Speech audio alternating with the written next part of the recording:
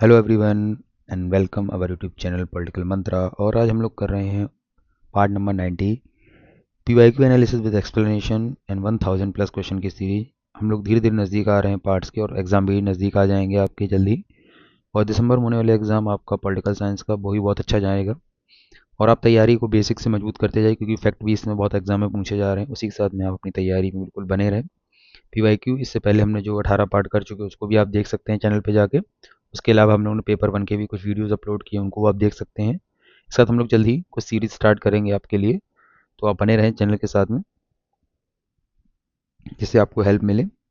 उसके साथ में हम लोग कर रहे हैं पीवाईक्यू एनालिसिस विद एक्सप्लेनेशन के साथ में, और कौन से क्वेश्चन होंगे आज हम लोग देखेंगे इसको। पार्ट नंबर है इसका 90।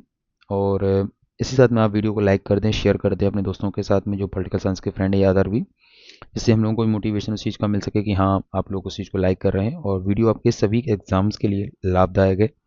Net, JRF, SET, TGT, PGT, assistant professor. The reason behind of कि पॉलिटिकल साइंस के क्वेश्चन कहीं से भी आसपास पूछे जा सकते हैं और आपको पता होना चाहिए कि फैक्ट कहीं नहीं होता। जैसे प्रधानमंत्री, राष्ट्रपति अलग अलग नहीं होते किसी भी एग्जाम के लिए, वो सभी में एग्जाम में कॉमन रहेंगे। इस वीडियो की पीडीएफ के लिए आप टेलीग्राम चैनल को भी आप ज्वाइन कर सकते हैं @पॉलिटिकल मंत्रा।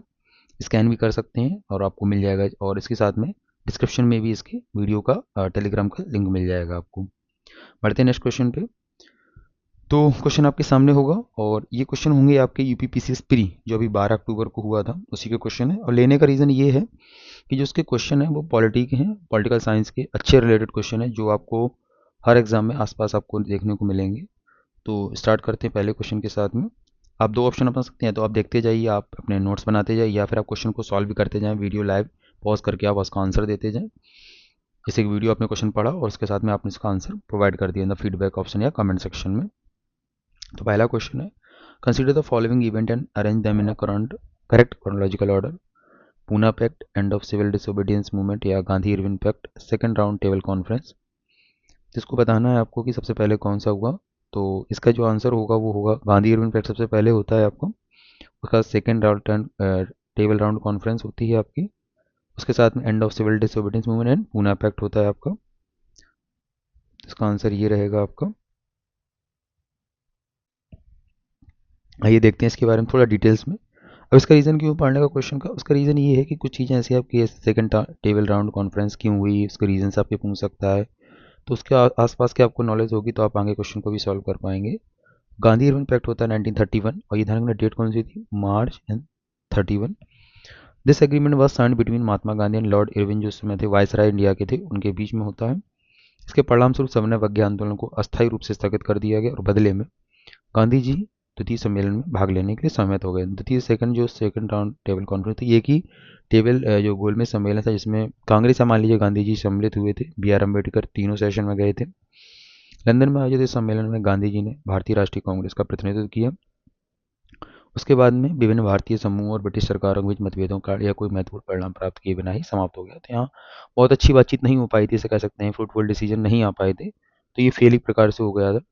फिर उसके बाद पूना पैक्ट होता है, एग्रीमेंट होता है between doctor Bhimrao Ambedkar and Mahatma Gandhi on the issue of separate electrodes for the depress class scheduled caste के रूप में। दलित वर्गों यानी अनुसूचित जातियों के लिए पृथक निर्वाचिका के लिए बी आर अम्बेडकर जी ने मांग की थी, उनके लिए पूना पैक्ट किया गया महात्मा गांधी जी से। महात्मा गांधी जी ने ये कहा कि आप इस चीज़ को ना मांगें और रिजर्वेशन दे दिया जाएगा वो अलग, बट सेपरेट की बात मना कर दी इन्होंने। अब उसका तो होता है end of civil disobedience movement, यानी सविनय अवज्ञा आंदोलन की समाप्ति आपकी होती है अप्रैल 1934 में। यद्यपि आंदोलन पहले ही कमजोर पड़ चुका, पर अगर औपचारिक रूप से बात की जाए तो अप्रैल 1934 में वापस ले लिया गया। अब इसके आप क्या करिए, शॉर्ट नोट ग्रेड कर लीजिए कि पहला कौन सा बाद में। तो पहला आप लिख लीजिए गांधी इरविन पैक्ट मार्च 1931, सितंबर दिसंबर 1931 second table round conference, Poona pact 1932 सितंबर 1932 and end of civil disobedience movement 1934। इस तरीके से अपने शॉर्ट नोट्स आप बना लीजिए। नेक्स्ट क्वेश्चन, ये इसका डिटेल्स मैंने ऐड कर दिया। नेक्स्ट क्वेश्चन है, with reference to creation of new all India service जो द फॉलोइंग स्टेटमेंट्स करेक्ट। अब इस क्वेश्चन लेने का रीज़न ये मेरा था, ये क्वेश्चन आया आपका यूपीपीएस प्री 12 अक्टूबर 2025 को। अब इसका रीज़न था कि ऑल इंडिया सर्विसेज आपके लगातार 2-3 एग्जाम से अदर एग्जामों में ऑल इंडिया सर्विस से क्वेश्चन पूछे जा रहे हैं कि कैसे गठित होगी, कौन कौन इसमें सर्विसेज होंगी। तो इस तरीके से क्वेश्चन मैंने इसमें ऐड किया कि in the national interest the Rajya Sabha can pass a resolution for creation of new India service. राष्ट्रहित में राज्यसभा अखिल भारतीय सेवा निर्माण के लिए प्रस्ताव पारित कर सकती है, बिल्कुल सही। The resolution for creation of new all India services must be passed by the Rajya Sabha by 2/3 majority of the total member of the house. अखिल भारतीय सेवा के निर्माण हेतु प्रस्ताव को राज्यसभा द्वारा सदन के कुल सदस्य 2/3 बहुमत से पारित किया जाना चाहिए। तो ये आपका रॉन्ग होगा, आपका बी यानी कि सही है। आइए देखते हैं कैसे। जो भारतीय संविधान का अनुच्छेद 312, यदि राज्यसभा उपस्थित और मतदान करने वाले सदस्यों के कम से कम 2/3 बहुमत द्वारा समर्थित प्रस्ताव पारित करती है तो संसद राष्ट्रीय हित में न कि अखिल भारतीय सेवाओं जैसे का सृजन करती है। इस प्रस्ताव सदन की कुल नहीं मतलब उपस्थित राज्यसभा में उपस्थित और मतदान करने वाले सदस्यों का वहां सदन की पूछी, सदन की नहीं। राज्यसभा में देखिए सदन क्या होता है, दो चीजों से मिलकर बना है। सदन तो आपका लोकसभा भी है, राज्यसभा भी है, तो कैसे मानेंगे तो नहीं।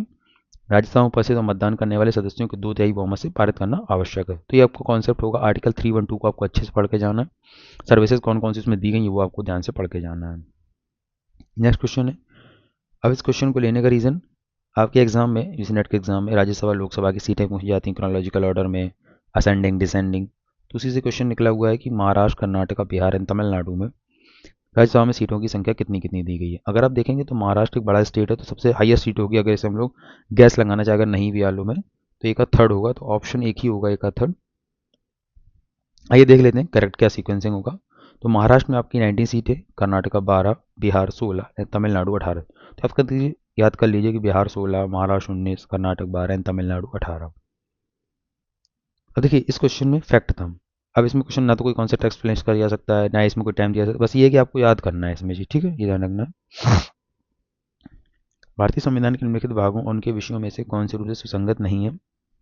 आपसे पूछ रहा है कि इसमें पार्ट दिया गया वही भाग, उससे रिलेटेड कौन सा नहीं है। ये क्वेश्चन आप बहुत ध्यान से पढ़िए, क्योंकि हर एग्जाम में नॉट, नो, कौन से सत्य हैं, कौन से, ये बहुत ज़्यादा मतलब एक एग्रीवेशन लगा के आपसे पूछा जाता है।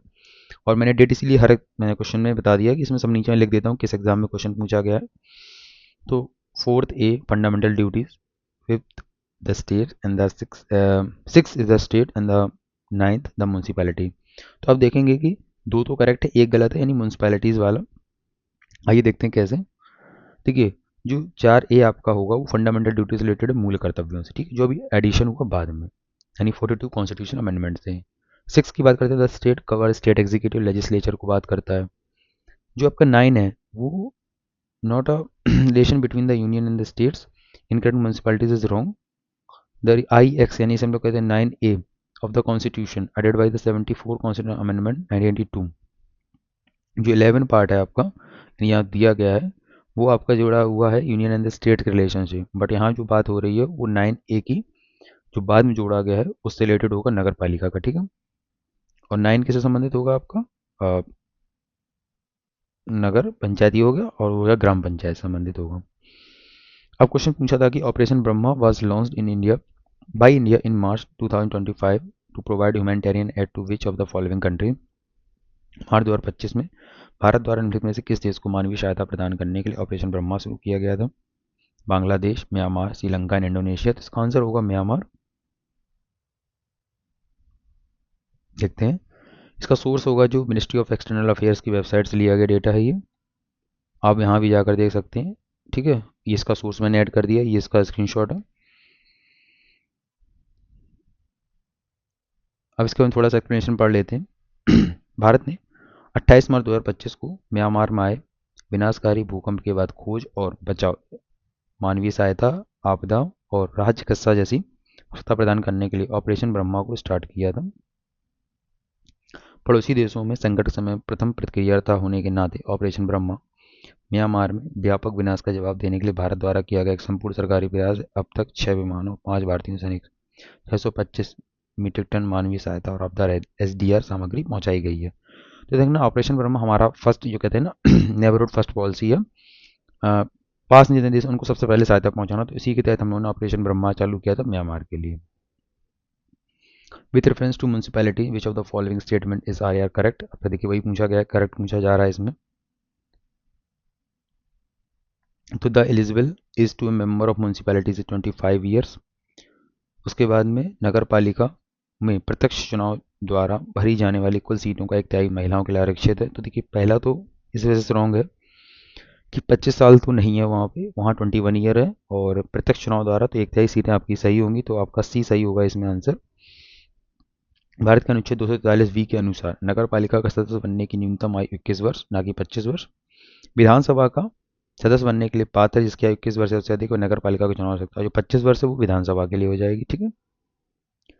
आर्टिकल 243 के तहत प्रत्येक नगर पालिका में प्रत्यक्ष चुनाव द्वारा भरी जाने वाली कुल सीटों में से कम 1/3 सीटें महिलाओं के लिए आरक्षित की जाती हैं, जिससे अनुसूचित जाति और जनजाति के लिए आरक्षित सीटें भी शामिल होती हैं।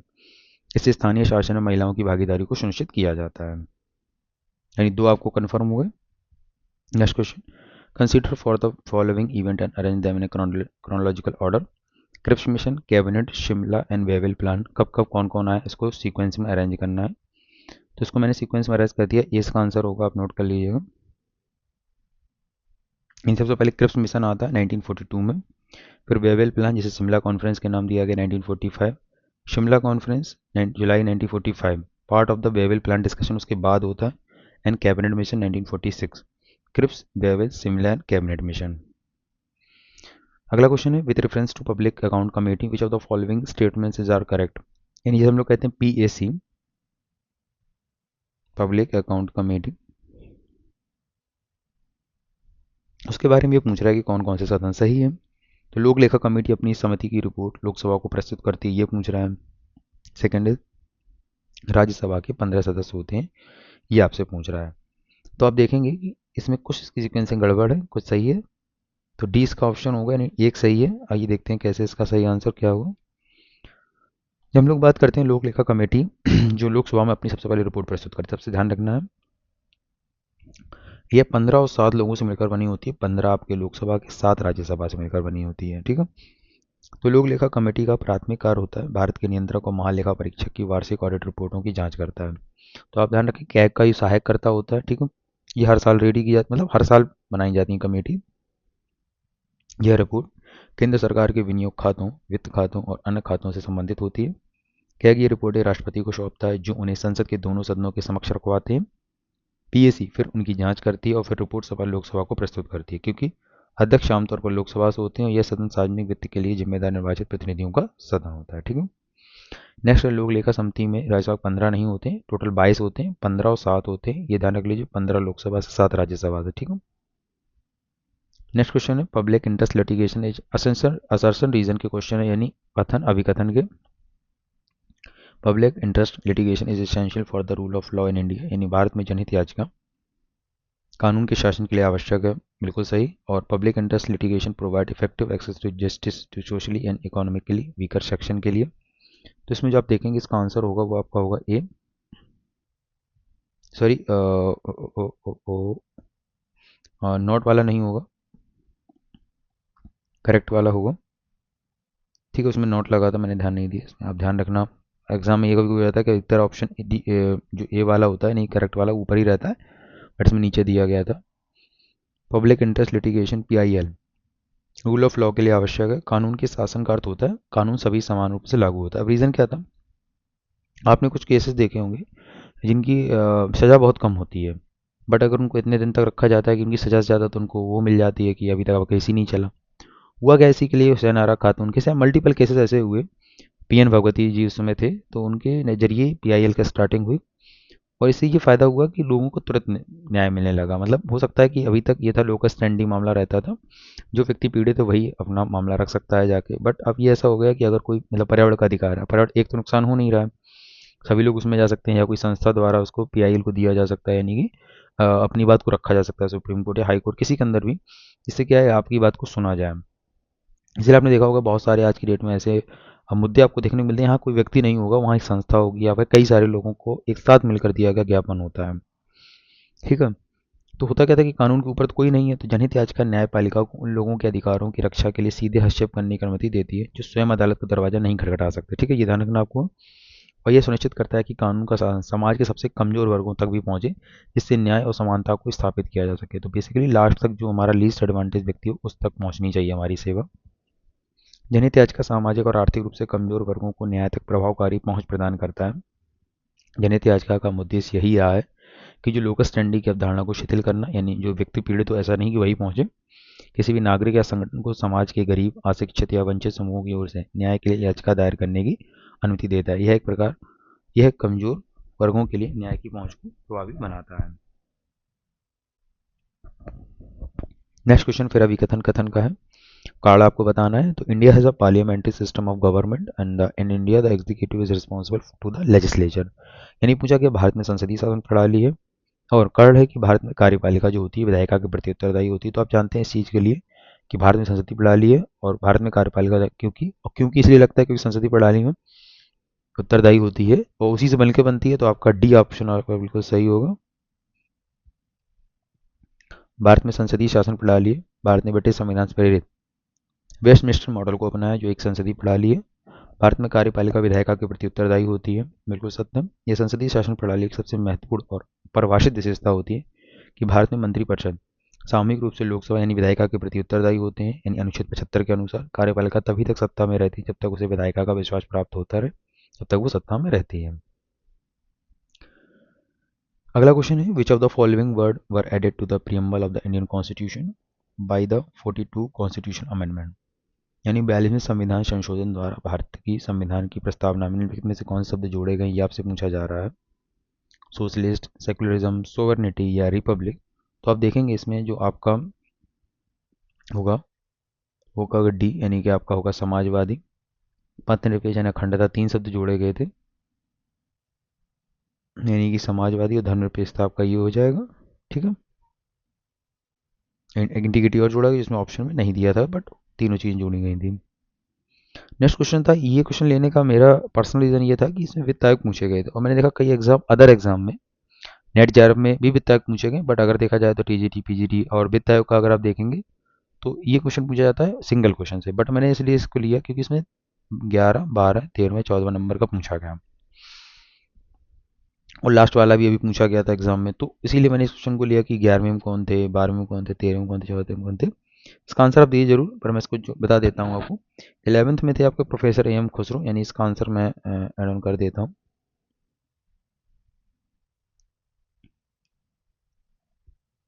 Professor M Khusro. और 12th में थे डॉक्टर सी रंगराजन।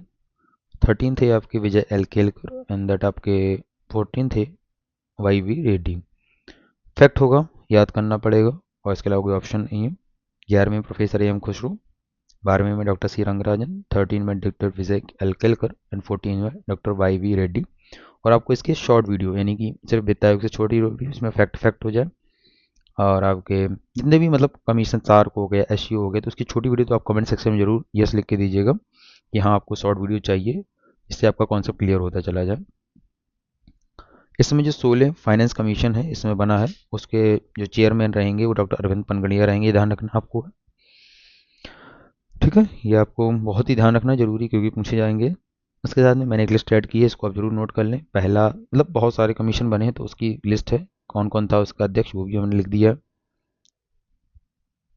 अवधि क्या रही वो भी मैंने लिख दिया। यानी पहले थे केसी नियोगी, सबसे पहले आपको याद रखना केसी नियोगी के बारे में। उसके साथ में के संथानम को याद कर सकते हैं क्योंकि ये बहुत महत्वपूर्ण है दोनों। ए के चंद्र, यहाँ तक तो आप 5 तो याद ही होने चाहिए। ए के चंद्र, राजमन्नार एंड महावीर त्यागी। ठीक है, उसके बाद में ये सारे आपको उसके बाद में 11वें तो एम खुसरो हो गए, 12 के हो गए डॉक्टर सी रंगराजन, 13वें के हो गए विजय एल केलकर, 14 के हो गए डॉक्टर वी वाई रेड्डी और एन के सिंह आपके एग्जाम में पूछे जा चुके हैं इस नेट में। उसके साथ में 16 आपके हो जाएंगे डॉक्टर अरविंद पनगड़िया। तो 15 में तो आपको पता है एन के सिंह हो गए, 14 के याद कर लें doctor Y V Reddy and Arvind Panagariya को। ठीक है, ये दोनों लिस्ट आप जरूर ऐड कर लीजिएगा अपने नोट्स में। फिर नेक्स्ट क्वेश्चन लोकसभा, राज्यसभा, विधानसभा, वही क्वेश्चन आपको रिपीटली मिलेंगे क्योंकि मैंने इसीलिए इस पेपर को लिया। आपकी इस नेट के काफ़ी हद तक सिमिलर करता है। ये पूछा गया 11वीं लोकसभा कौन सी, 12वीं, 14वीं या 17वीं लोकसभा में कौन कौन रहा आपका। तो इसका जो आंसर होगा वो आपका होगा ए, यानी कि ऑप्शन नंबर 1। कैसे देखते हैं, जो फर्स्ट लोकसभा रही मतलब 11वीं नंबर की वो रही पी ए संगमा के नाम, उसके जो स्पीकर रहे हैं वो पी ए संगमा रहे। 12वीं के रहे जी एम सी बाली, 14वें के रहे हैं सोमनाथ चटर्जी एंड दैट आपका ओम बिरला 17वीं लोकसभा के। तो आपको याद करनी तो पड़ेगी, इसलिए मैंने लिस्ट भी लगा दी है कि किस दल से भी संबंधित थे क्योंकि एक ऐसा क्वेश्चन पूछा गया था। अगर आपको थोड़ा पेपर देखेंगे ओल्ड, के सी हेगड़े जो रहे वो जनता पार्टी पूछा गया था केसी हेगड़े किस जनता मतलब पार्टी से संबंधित है जब वो अध्यक्ष बने थे, तो जनता पार्टी से, ठीक है। फर्स्ट तो हो जाएंगे जीवी मावलंकर, ठीक है। Ganesh Vasudev Mavalankar, M A Ayyangar, Hukum Singh N Neelam Sanjiva Reddy, J S Dhillon,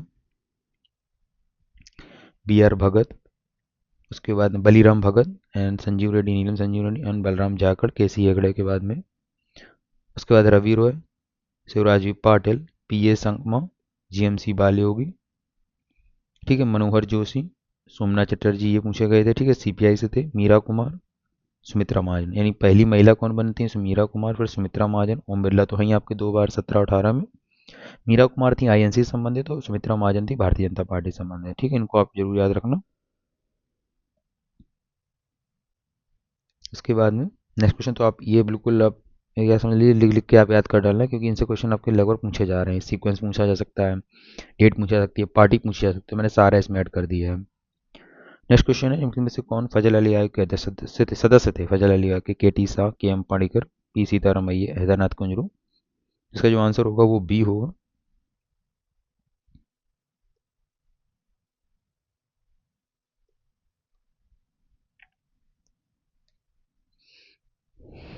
इसमें जो राज्य पुनर्गठन आयोग बना था फजल अली आयोग की अध्यक्षता में 1953 में फसाई आधार पर, उसके लिए फजल अली थे, के एम पाणिकर, हृदयनाथ कुंजरू, ठीक है। ये आपको ध्यान रखना है। और ये कई बार क्वेश्चन पूछा गया, अगर आप पुरानी वीडियोस देखेंगे हमारे, उसमें हमने कई बार क्वेश्चन कराया था एग्जाम में कि कौन कौन अध्यक्ष थे। हर एग्जाम में भाषाई आयोग से लगभग एक क्वेश्चन पूछा जा रहा है, ठीक है। ये ध्यान रखना आपको।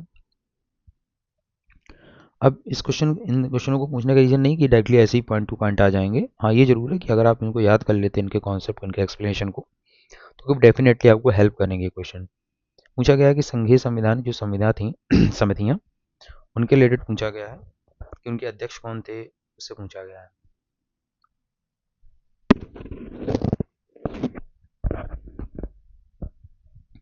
संघीय संविधान समिति और प्रक्रिया नियम, प्रारूप समिति, मौलिक अधिकार की उप समिति। आप जानते हैं कि जो उप समिति बनी थी जेबी कृपलानी की अध्यक्षता में बनी थी, और प्रक्रिया नियम समिति डॉक्टर राजेंद्र प्रसाद की अध्यक्षता में बनी थी। उसके साथ में संघीय संविधान समिति आपकी डॉक्टर भीमराव अम्बेडकर, नहीं, प्रारूप समिति डॉक्टर भीमराव अम्बेडकर, सी का फोर्थ हो जाएगा। एक मिनट मैं देख लूँ, बी आर अम्बेडकर, ये रहे आपके सी का थर्ड आंसर, ये रहेगा सी। यूनियन कॉन्स्टिट्यूशन कमेटी यानी संघीय संविधान समिति डॉक्टर जवाहरलाल नेहरू, प्रक्रिया नियम समिति आपकी डॉक्टर राजेंद्र प्रसाद, प्रारूप समिति आपका Bhimrao Ambedkar, and fundamental right की जो सब कमेटी बनी थी उप समिति, वो जेबी कृपलानी थी। और मौलिक अधिकारों के अधिकतर जो कमेटी, 2-3 कमेटी रही, सरदार वल्लभ भाई पटेल की रही हैं। नेक्स्ट क्वेश्चन है, भारत में पंचायती राज संस्थाओं के संदर्भ में कौन से कथन सही है, आपको बताने हैं। पंचायती राज संस्थाओं का कार्यकाल 5 वर्ष का होगा। दूसरा, पंचायती राज संस्थाओं में आरक्षित स्थानों में 1/4 स्थान अनुसूचित जाति, अनुसूचित जनजाति, कई महिलाओं के लिए आरक्षित होंगे, तो ये आपका स्टेटमेंट गलत होगा, एक सही होगा आपका। इसका ये नहीं था अनुसूचित जातियों वाला, यहाँ था 1/3 महिलाओं को आरक्षण, ठीक है। तो ये तो आपका करेक्ट था। 243 ई के अंतर्गत दिया गया है, 1/3 आपको रिजर्वेशन दिया गया महिलाओं को, ठीक है। भारत में कौन से, भारत की संसद में वित्तीय समिति रही है? As a financial committee in the parliament of India, PSC, estimate in public undertaking committee, तो आपका आंसर होगा बी, यानी सभी कमेटियां आपकी।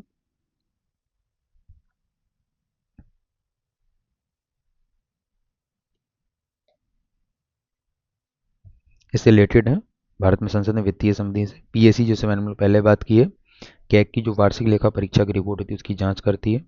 प्राक्कलन कमेटी क्या करती है, बजट में शामिल अनुमानों की जांच करती है। सार्वजनिक व्यय में वित्तीयता के सुझाव देती है। और सार्वजनिक उपक्रम समिति, जैसे कहते हैं सीपीयू, सार्वजनिक क्षेत्रों के उपक्रम पीएसयू यानी पब्लिक सेक्टर यूनिट की रिपोर्टों और लेखाओं की जांच करने का कार्य करती है आपकी तीनों कमेटी, मतलब सार्वजनिक उपक्रम और तीनों कमेटी आपकी संसद से रिलेटेड हो जाती है, ठीक है। नेक्स्ट क्वेश्चन, निम्नलिखित में से कौन सी भाषा भारतीय संविधान की 8वीं अनुसूची में शामिल नहीं? और पहला देखिए, ये जरूर पढ़ना था आपको, शामिल नहीं है। तो क्वेश्चन इजी होगा, बट आप ये नहीं देखेंगे तो आप कुछ ना कुछ में लगा देंगे। इसमें जो आंसर होगा आपका भोजपुरी नहीं, नेपाली, डोगरी, बोडो, सारी आपकी 22 भाषाओं में शामिल है भारतीय संविधान की 8वीं अनुसूची में। आधिकारिक भाषाओं की सूची दी गई है। 14 भाषाएं थीं, अब हो गई 22, यानी कि 8 भाषाओं को जोड़ा गया। नेपाली, डोगरी, बोडो। नेपाली को जोड़ा गया 1992 के 71 कॉन्स्टिट्यूशनल अमेंडमेंट से। डोगरी को जोड़ा गया 2003 के 52वें संविधान संशोधन से। और बोडो को जोड़ा गया 2003, यानी दो डोगरी बोडो दूसरी जोड़ी गई। नेपाली, मणिपुरी, कोंकणी जो आपकी थी वो 1992 के 71 कॉन्स्टिट्यूशनल अमेंडमेंट से जोड़ी गई। भोजपुरी इसमें शामिल नहीं है। देखिए वही फिर क्वेश्चन आ गया, राष्ट्रपति के कार्यकाल को लगाना है, पहले से लेकर अंतिम तक आपको लगाना है कि कौन पहले कौन बाद में। तो ये सीक्वेंसिंग हमेशा बना रहेगा, इसको आप ना हटा सकते हैं क्योंकि ये ऐसा क्वेश्चन बन गए हैं जिससे आप हट नहीं सकते ना बच सकते हैं। इसका आंसर ये होगा नीलम संजीव रेड्डी 1971 से 82, आर वेंकट रमन 87 से 1982, के आर नारायण 1987 से 2002, एपीजे अब्दुल कलाम 2002 से 2007। और ये फैक्ट हो जाएगा, इसको आपको याद करना ही है कैसे भी। नीलम संजीव रेड्डी, आर वेंकट रमन, के आर नारायण, एपीजे अब्दुल कलाम। ठीक है, तो बढ़ते हैं नेक्स्ट क्वेश्चन की तरफ में। और देखिए जो क्वेश्चन फैक्ट होता है मैंने पहले वीडियो में बताया कि इस पर टाइम मैं आपको कितना ही बता दूं इसको कोई नहीं, क्योंकि ये आपके आप लिख लीजिए, याद कर लीजिए इसको। ठीक है, मैं क्वेश्चन आपको दिखा देता हूँ, आप वीडियो को पॉज कर लीजिए, उसका आप आंसर सोच लीजिए, आप आंसर कमेंट करिए। अगर मैंने वो आंसर दिया आपको तो आप देख लीजिए सही है या गलत है, तो आपको पता चलेगा कितना आपने स्कोर फाइंड आउट कर रहे हैं अपने। पूछा गया अनुसूची से क्वेश्चन से, 7वीं अनुसूची, 8वीं अनुसूची, 9वीं अनुसूची और 10वीं अनुसूची। अगर आप थोड़ा सा भी देखेंगे 10वीं अनुसूची जो बाद में आई है वो आई है एंटी डिफेक्शन ऑफ लॉ, यानी disqualification on ground of defection के लिए। देखेंगे डी का 2 आंसर होगा। देखेंगे एक ही ऑप्शन में दिया है, उसका देखते हैं और भी। 7वीं अनुसूची क्या है, 8वीं, अभी हम लोग एक पढ़ के आए थे लैंग्वेज से रिलेटेड, वो आप देखेंगे कौन सी कमेटी रही है, लैंग्वेज से रिलेटेड रही है 8वीं। फिर 9वीं अनुसूची आप जानते हैं किससे रिलेटेड है, validation of certain acts and regulation के लिए। 7वीं अनुसूची किस लिए हो जाएगी, यूनियन स्टेट एंड कंकरेंट, यानी कि संघ की सूची, समवर्ती सूची या राज्य की सूची। इसका जो आंसर होगा वो आपका हो जाएगा बी। देखते हैं इसमें क्या क्या दिया गया। 7th शेड्यूल में आपका दिया गया union states and concurrent list. 8th schedule आपका लैंग्वेज से रिलेटेड है। 9th शेड्यूल आपका validation of certain acts and regulation. 10th schedule आपका disqualification on ground of defection के लिए। 7, 8, 9, 10 आपकी अनुसूची आपको रेडी होनी चाहिए, यानी आपकी 12 अनुसूची आपको पता होनी चाहिए बिल्कुल टिप्स पे आपके। अब पूछा गया है कि भारत के उपराष्ट्रपति के संबंधित वाइस प्रेसिडेंट ऑफ इंडिया में कौन कौन से कथन सही पूछे गए हैं। पहला, उपराष्ट्रपति राज्यसभा के पदेन सभापति होते हैं और उपराष्ट्रपति राज्यसभा के साथ। अब देखिए ये क्वेश्चन देखा जाए तो 12 अक्टूबर को एग्जाम हुआ, अब पूछा क्यों होगा। अगर देखिए प्रोफेसर बनाने वाला जो भी होगा उसने सोचा होगा देखिए अभी उपराष्ट्रपति ने इस्तीफा दिया था, अभी नहीं पूछेगा कौन थे कौन नहीं थे, हो सकता पूछा भी सकता था, पर उसने ये पूछा कि उसके रिलेटेड क्या क्या था। उपराष्ट्रपति राज्यसभा के सदस्य होते हैं। अब देखिए सबको पता है अधिकतर अधिकतर क्वेश्चन यही गलत होता है, क्योंकि लोकसभा में वो सदस्य होते हैं जो अध्यक्ष होते हैं उसके, स्पीकर।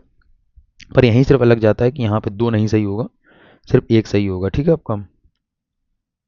भारत के जो उपराष्ट्रपति हैं राज्यसभा के पदेन सभापति होते हैं संविधान के अनुच्छेद 64 के अनुसार। ठीक है, 63 में दिया गया भारत का एक उपराष्ट्रपति होगा। हालांकि उपराष्ट्रपति राज्यसभा के सदस्य नहीं होते, वे राज्यसभा के सभापति के रूप में कार्य करते हैं, लेकिन सदन के सदस्य नहीं होते। ठीक है, next question, consider the following election reform in India, यानी चुनाव सुधार हम लोगों का जो टॉपिक रहता है उसमें पूछा गया है कि अंतिम तक सही कालानुक्रम में लगाई कि पहले कौन बाद में कौन आया। देखते हैं इसमें कौन कौन से सही होंगे। एपिक यानी voters photo identity card, EVM, voter verifiable paper audit trial आपका पूछा गया। उसके बाद में नोटा आपका आया। तो देखते हैं इसका आंसर जो होगा 2, 1 एंड 4, 3 होगा। कैसे देखते हैं, यानी आपका ईवीएम पहले आया, उसके बाद आया इपिक, जिसे कहते हैं electronic photo identity card, T N Seshan के कार्यकाल 1993 में। उसके बाद में आता है आपका नोटा, यानी 2013 के और 2014 के चुनाव में जिसे लागू किया गया, और वीवीपैट उसके सबसे बाद में आया। यानी ईवीएम आपका आया था 1982, केरल के परूर विधानसभा क्षेत्र में उपचुनाव में उपयोग किया गया सबसे पहले। बाद में तो पूर्णतः तो बाद में लागू किया गया, बट अगर आप पहला सबसे पहले देखेंगे तो 1982। एपिक जो आया 1983 में आया था। होता ये था कि पहले फोटो नहीं आती थी, तो हो सकता था कोई भी कोड किसी का वोट दिया था, तो इसके लिए एपिक लाया गया, यानी फोटोज होगी तो उससे मैच करने के लिए। नोटा उपरोक्त में से कोई नहीं, इसे 2013 में लागू किया गया। ठीक है, और वीवीपैट इसे हम लोग कहते हैं voter verified paper audit trial, 2013 में था, पर 2019 के आम चुनाव में पूरी तरह से लागू किया गया। यह मतदाताओं को ये सत्यापित करने के लिए एक पेपर ट्रेल देता है कि इनका वोट सही तरीके।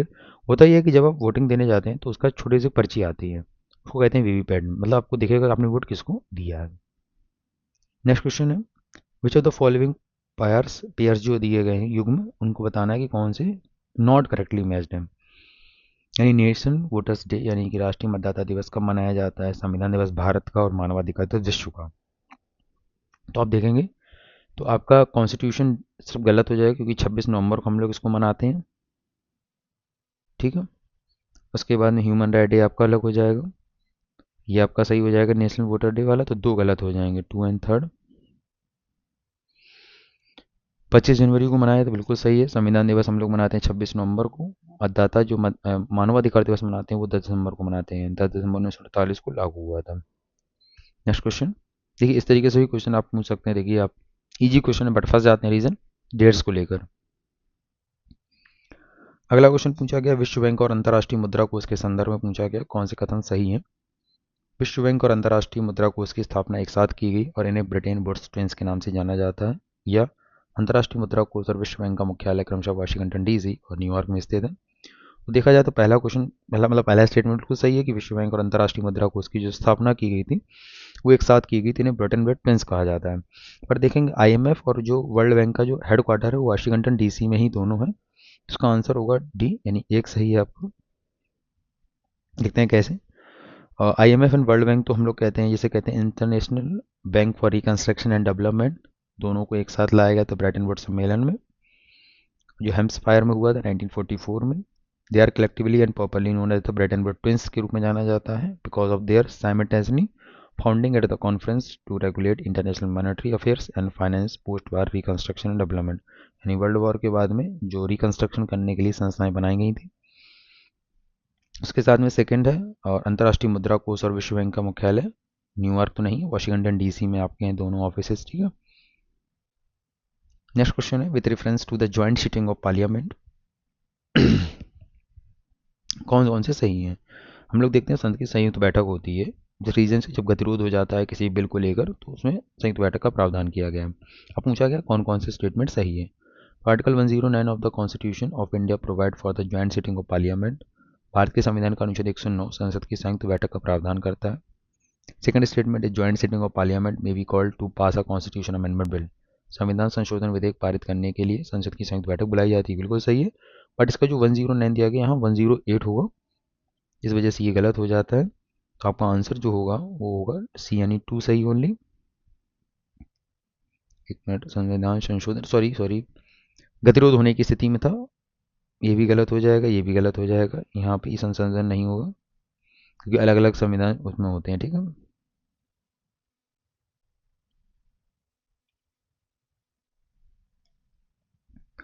कथन एक, भारतीय संविधान का अनुच्छेद 109 संसद की संयुक्त बैठक का प्रावधान करता है। संसद के दोनों सदनों की संयुक्त बैठक का प्रावधान भारतीय संविधान के अनुच्छेद 108 के अंतर्गत दिया गया है। 109 नहीं दिया गया, उसमें दिया गया है कि धन विधेयकों के संबंध में विशेष प्रक्रिया दी गई है, उन पर राज्यसभा की शक्ति को स्पष्ट रूप से अपवर्जित करता है, ठीक है। नेक्स्ट दिया गया संविधान संशोधन के लिए तो अलग अलग रहेंगे, पहले लोकसभा या राज्यसभा में जाएगा, फिर उसके बाद संविधान संशोधन होता है। बट जब गतिरोध होने की असहमति हो किसी विधेयक पे तभी वो जाता है, संविधान संशोधन नहीं जाता, साधारण विधेयक जाएगा उसमें, ठीक है।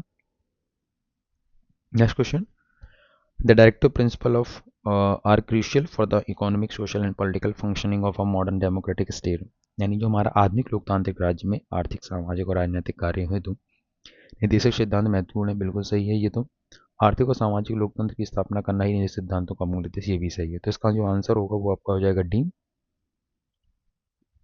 हम लोग देखते हैं कि आधुनिक लोकतांत्रिक राज्य में आर्थिक सामाजिक और राजनीतिक कार्य हेतु डीपीएसपी बनाए गए हैं, ठीक है।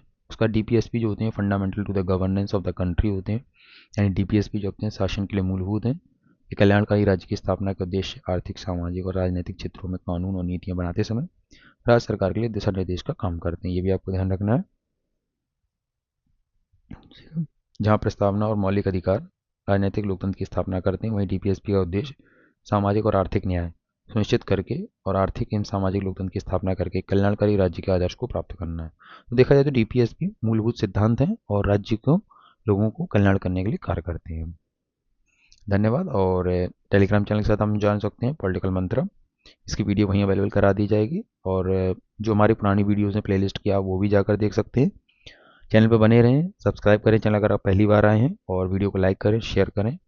और कमेंट्स ज़रूर करें जिससे हम लोग को थोड़ा मोटिवेशन मिल सके इस चीज़ के लिए। धन्यवाद।